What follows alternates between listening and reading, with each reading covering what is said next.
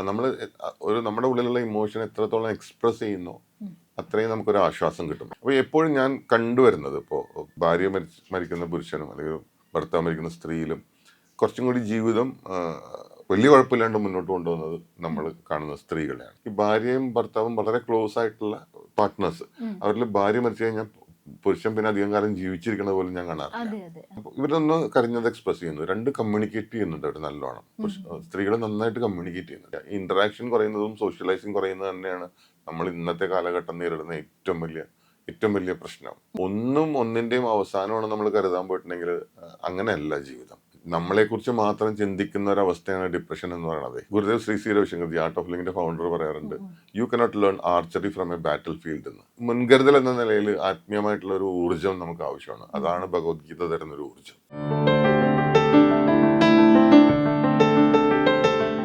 നക്ഷത്രങ്ങളുടെ ഭാഷയും ഗ്രഹങ്ങളുടെ സന്ദേശങ്ങളും ജീവിതത്തിന്റെ വഴികളിലേക്ക് വെളിച്ചമേകുന്ന പുണ്യം ബൈ ഇന്ത്യ ലൈവിന്റെ ഈ ആത്മീയ ജ്യോതിഷയാത്രയിലേക്ക് സ്വാഗതം. ഇന്ന് നമ്മളോടൊപ്പമുള്ളത് ഗീത ആചാര്യനായ സജി നിസാനാണ്. സർ, നമസ്കാരം. Thank you. ഒരു ജീവിത പങ്കാളിയെ നഷ്ടപ്പെട്ടാൽ അത് ഭാര്യ ആയിക്കോട്ടെ ഭർത്താവ് ആയിക്കോട്ടെ, ആർക്കാണ് കൂടുതൽ ട്രോമ അല്ലെങ്കിൽ സഹനം ഉണ്ടാവുക? ഞാൻ ഇതിനെക്കുറിച്ച് എൻ്റെ ചാനലിൽ സംസാരിച്ചിട്ടുണ്ട്. പക്ഷെ അത് കുറച്ച് ഡീറ്റെയിൽ ആയിട്ട് നമുക്കിവിടെ പറയാം. ഞാനത് സംസാരിക്കാനുണ്ടായ സാഹചര്യം അതും കൂടി പറയാം. ഞാൻ ഈ അടുത്ത് എൻ്റെ വളരെ വേണ്ടപ്പെട്ട ഒരാൾ, അയാളുടെ ഭാര്യ ഒരു അപകടത്തിൽ മരിച്ചു.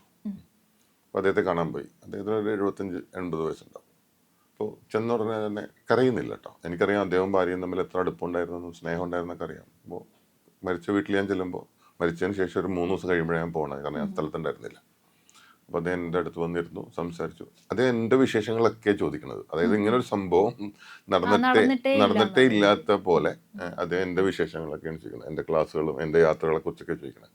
പക്ഷെ എനിക്ക് നന്നായിട്ട് മനസ്സിലാവേണ്ടത് ഈ മനുഷ്യൻ ഇങ്ങനെ പൊട്ടി തകർന്ന് തരിപ്പണമായിട്ട് നിൽക്കുകയാണെന്നുള്ളത്. പക്ഷെ അതൊന്നും മറച്ചു വെക്കാതെയാണ്, അതൊന്നും പുറത്ത് കാണിക്കാതെ പുള്ളി മറച്ചു വെച്ചിട്ടാണ് അദ്ദേഹം സംസാരിക്കുന്നത്. വളരെ സാധാരണ പോലെ ഒന്നും സംഭവിച്ചിട്ടില്ല എന്നുള്ള രീതിയിൽ സംസാരിക്കാൻ ശ്രമിക്കുകയാണ്. പക്ഷെ എനിക്ക് മനസ്സിലാവും, അത് കാണുമ്പോൾ നമുക്ക് മനസ്സിലാവുമല്ലോ അത്.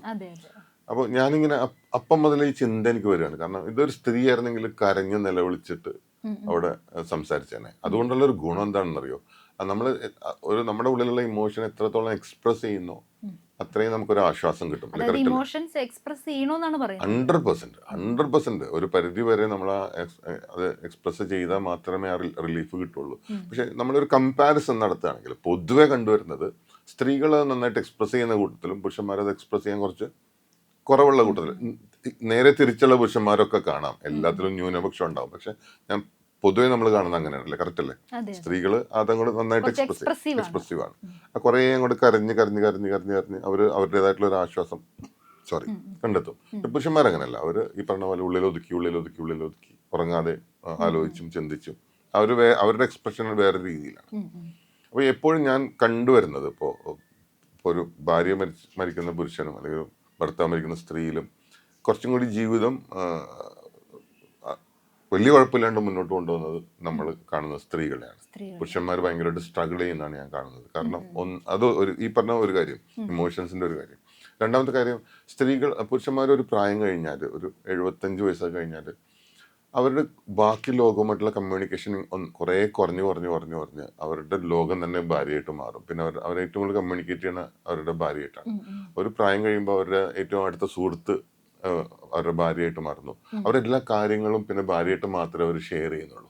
അവർ എല്ലാം പങ്കുവെക്കുന്ന ഒരു പങ്കാളിയായിട്ട് ഭാര്യ മാറും. പക്ഷെ ഭാര്യമാരങ്ങനല്ല. ഭാര്യമാർ ചിലപ്പോൾ അയൽവകക്കാരായിട്ട് കമ്മ്യൂണിക്കേറ്റ് ചെയ്യും, ബന്ധുക്കളായിട്ട് കമ്മ്യൂണിക്കേറ്റ് ചെയ്യും, അവരുടെ മക്കളും കൊച്ചുമക്കളായിട്ട് കമ്മ്യൂണിക്കേറ്റ് ചെയ്യും. അങ്ങനെ അവരുടെ ലോകം കുറച്ചുകൂടി വലുതാകുമ്പോൾ പുരുഷന്റെ ലോകം ഭാര്യ മാത്രമായിട്ട് ചുരുങ്ങുന്നു. അപ്പൊ വീണ്ടും അയാൾക്ക് ഭാര്യ നഷ്ടപ്പെടുന്നത് അയാളുടെ ഒരു ലോകം ഇല്ലാണ്ടാവണതിന് തുല്യമാണ്. അത് അയാളെ കടുത്ത ഡിപ്രഷനിലോട്ടും. പിന്നെ ഞാൻ പലപ്പോഴും കണ്ടിട്ടുണ്ട്, ഈ ഭാര്യയും ഭർത്താവും വളരെ ക്ലോസ് ആയിട്ടുള്ള പാർട്ട്നേഴ്സ്, അവരിൽ ഭാര്യ മരിച്ചു കഴിഞ്ഞാൽ പുരുഷൻ പിന്നെ അധികം കാലം ജീവിച്ചിരിക്കുന്നത് പോലും ഞാൻ കാണാറില്ല. വേഗം മരിച്ചു പോകുന്നതാണ് ഞാൻ കാണാറ്. കാരണം അത് ക്ലോസ് ആയിട്ടുള്ള ആൾക്കാരാണ്. ഇമോഷൻസ് മുഴുവൻ ഉള്ളിൽ അടക്കി അവര് വേറൊരു പല രോഗങ്ങളിലേക്കൊക്കെ എത്തിച്ചേർന്ന്. അതെ. പിന്നെ അവർക്ക് മരിച്ചാൽ മതി എന്നുള്ള ചിന്ത തന്നെ ജീവിച്ച് ഒരു വേഗം മരിച്ചു പോകുന്നതാണ്.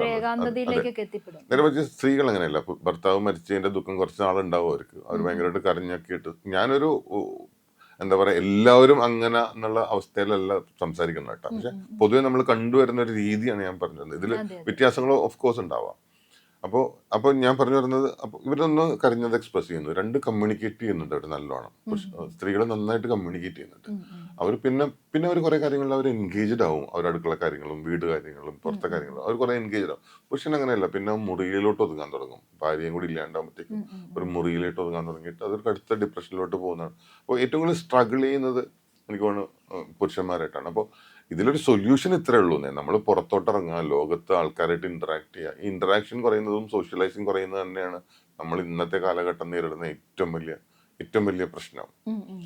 പറയണ മനസ്സിലാവുണ്ടല്ലോ. അപ്പോൾ നമ്മൾ നമ്മളിലേക്ക് അങ്ങോട്ട് ഒതുങ്ങാണ്ടത്, ഈ ലോകം എന്ന് പറയുന്നത് ഒരാൾ മാത്രമല്ലല്ലോ നമ്മുടെ ലോകം. ഈ ലോകം വളരെ വലുതാണ്.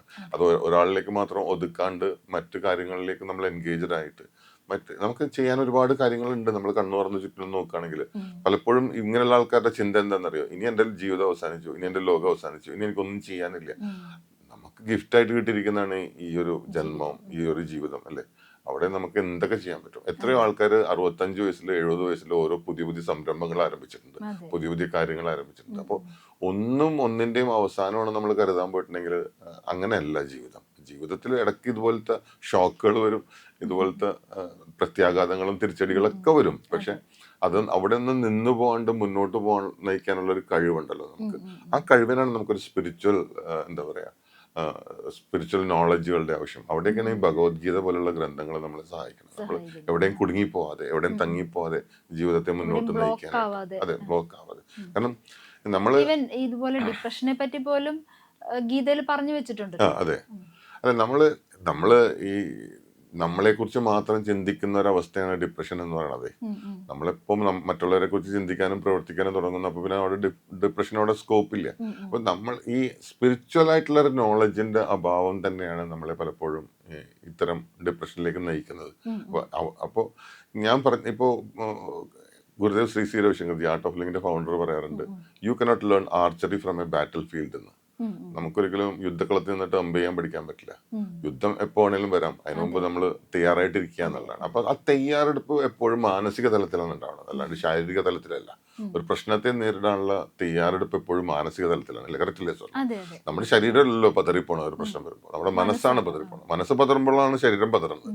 അപ്പോൾ എപ്പോഴും ആദ്യം പതറിപ്പോകുന്നത് നമ്മുടെ മനസ്സാണ്. അപ്പൊ നമ്മളിപ്പോ ഒരു ടെൻഷനുള്ള ഒരു കാര്യം, ഇപ്പൊ പണ്ടൊക്കെ എലിസബത്തിന് ഓർമ്മ ഉണ്ടാവും, ഇപ്പോൾ നിങ്ങൾ പരീക്ഷാ ഹാളിലോട്ട് കയറുമ്പോൾ നിങ്ങളുടെ ഒരു മാനസികാവസ്ഥ എന്താണ്? പാനിക് ആവണം, ശ്വാസം മുട്ടണം, വയറ്റിൽ എന്തൊക്കെയോ പോലെ ഉരുണ്ട് കയറണം. അപ്പോൾ ഇതൊക്കെ മനസ്സ് ശരീരത്തിന് ആയിട്ടുള്ള കണക്ഷന്റെ ലക്ഷണങ്ങളാണ്. അല്ലെങ്കിൽ ഇതൊന്നും ശരീരത്തെ ബാധിക്കേണ്ട ആവശ്യമില്ല. അപ്പൊ മനസ്സിനെ ബാധിക്കുന്ന മുഴുവനും ശരീരത്തിനെ ബാധിക്കുന്നുണ്ട്. ഒരു സ്ട്രോങ് മൈൻഡ് ആണ് എപ്പോഴും സ്ട്രോങ് ബോഡീനെ ഉണ്ടാക്കുന്നത്, അല്ലാണ്ട് സ്ട്രോങ് ബോഡി അല്ല സ്ട്രോങ് മൈൻഡിനെ ഉണ്ടാക്കുന്നത്.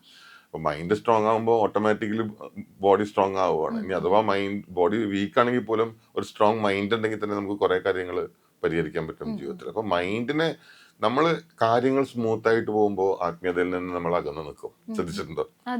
എപ്പോഴും അങ്ങനെയാണല്ലോ. നമ്മുടെ ലൈഫിൽ എല്ലാ കാര്യങ്ങളും സ്മൂത്ത് ആയിട്ട് പോകണം, എന്റെ കാര്യങ്ങൾ നോക്കാൻ, അപ്പോഴാണ് നമ്മൾ ആത്മീയതയിലേക്ക് തിരിയുന്നത്. പക്ഷെ അങ്ങനെയല്ല വേണ്ടത്. ഇത് എപ്പോ വേണമെങ്കിലും വരാമെന്നുള്ള ഒരു എന്താ പറയാ, ഒരു മുൻകരുതൽ പോലെ, അല്ലെങ്കിൽ എപ്പോഴും വരാം എന്നുള്ള തിരിച്ചറിവ് പോലെ നമ്മൾ എപ്പോഴും അതിന് വേണ്ടിയിട്ട് തയ്യാറായിട്ടിരിക്കുക എന്നുള്ളത്. കാരണം ലൈഫ് ഒരിക്കലും ഒരു സ്മൂത്ത് ഡ്രൈവ് ആയിരിക്കില്ല. ലൈഫ് ഒരിക്കലും ഒരു വളരെ സുന്ദരമായിട്ടുള്ള ഒരു യാത്ര ആയിരിക്കില്ല. അത് കൊടുങ്കാറ്റുകളും എല്ലാം എപ്പോ വേണമെങ്കിലും, വൻ കൊടുങ്കാറ്റുകളൊക്കെ എപ്പോ വേണമെങ്കിലും വരാം. അപ്പൊ അത് എപ്പോ വേണമെങ്കിലും വരാം എന്നുള്ള രീതിയിൽ മനസ്സിനെ പാകപ്പെടുത്തി, നമ്മുടെ ജീവിതത്തിലേക്ക് വരികയോ ചില ആൾക്കാർ വന്നിട്ട് കോളുകളൊക്കെ സൃഷ്ടിക്കാം, ചില ആൾക്കാർ പോയിട്ട് കോളുകളൊക്കെ സൃഷ്ടിക്കാം, എങ്ങനെ വേണമെങ്കിലും വരാം. അപ്പോ അതിന് മുൻകരുതൽ എന്ന നിലയിൽ ആത്മീയമായിട്ടുള്ള ഒരു ഊർജം നമുക്ക് ആവശ്യമാണ്. അതാണ് ഭഗവത്ഗീത തരുന്ന ഒരു ഊർജം.